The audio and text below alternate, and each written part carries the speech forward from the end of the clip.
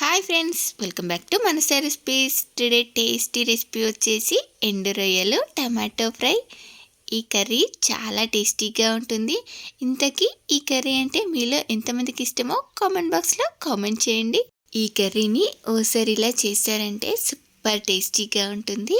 మరి మీకు కూడా ఇది ఇలా పర్ఫెక్ట్గా రావాలంటే వీడియోని స్కిప్ చేయకుండా చివరి వరకు చూసేయండి.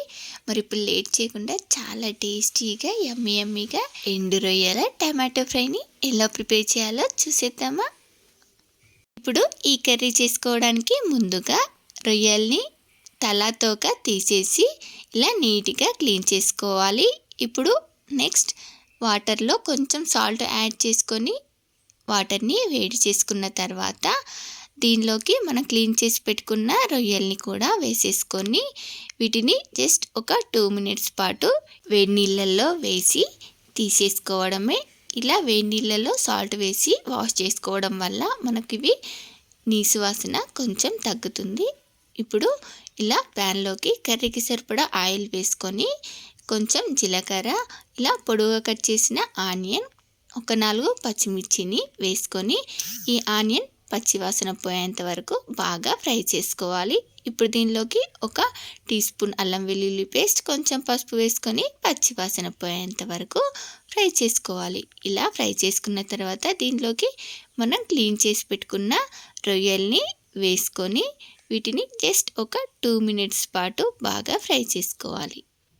ఇలా ఒక 2 మినిట్స్ ఫ్రై చేసుకున్న తర్వాత ఇప్పుడు దీనిలోకి మనం ఒక 2-3 టమాటోస్ని ఇలా చిన్న ముక్కలుగా కట్ చేసుకొని వేసేసుకొని వీటిని ఒకసారి ఇలా బాగా మిక్స్ చేసుకున్న తర్వాత ఇప్పుడు దీనిలోకి మీకు టేస్ట్కి సరిపడా సాల్ట్, అలాగే మీకు టేస్ట్కి సరిపడా కారంని యాడ్ చేసుకోండి. నేను ఇక్కడ ఒక 2 స్పూన్స్ సాల్ట్, 1.5 టేబుల్ స్పూన్ కారంని యాడ్ చేసుకున్నాను. అలాగే కట్ చేసి పెట్టుకున్న కొత్తిమీర కాడల్ని కూడా వేసుకొని మూత పెట్టి మనకు టమాటోస్ సాఫ్ట్గా మగ్గేంత వరకు మగ్గించుకోవాలి.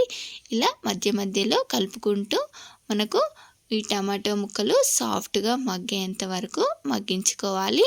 టమాటో ముక్కలు సాఫ్ట్గా మగ్గి ఇలా ఆయిల్ పైకి తేలుతుంది. అలాగే ఇలా కొంచెం అడగంటినట్టుగా అవుతుంది. దీన్ని ఇలా బాగా కలిపేసుకోవాలి. ఈ కర్రీ ఇలా కొంచెం లైట్గా అడగంటినట్టుగా అవుతే టేస్ట్ చాలా బాగుంటుంది. చూడండి, ఇప్పుడు లాస్ట్లో ఇలా ఆయిల్ పైకి తేలిన తర్వాత కొంచెం కొత్తిమీర ఆకు వేసేసుకొని దీన్నంతా కూడా ఒకసారి ఇలా బాగా మిక్స్ చేసుకుంటే సరిపోతుంది. మనకు చాలా టేస్టీగా యమ్మీగా ఎండు రొయ్యల టమాటో ఫ్రై రెడీ అయిపోయింది. మరి మీలో ఎంతమందికి ఈ రెసిపీ నచ్చిందో ఒక లైక్ చేసి కామెంట్ చేయండి. ఇంతకీ ఈ కర్రీ అంటే ఎంతమందికి ఇష్టమో కామెంట్ చేయడం మాత్రం మర్చిపోకండి.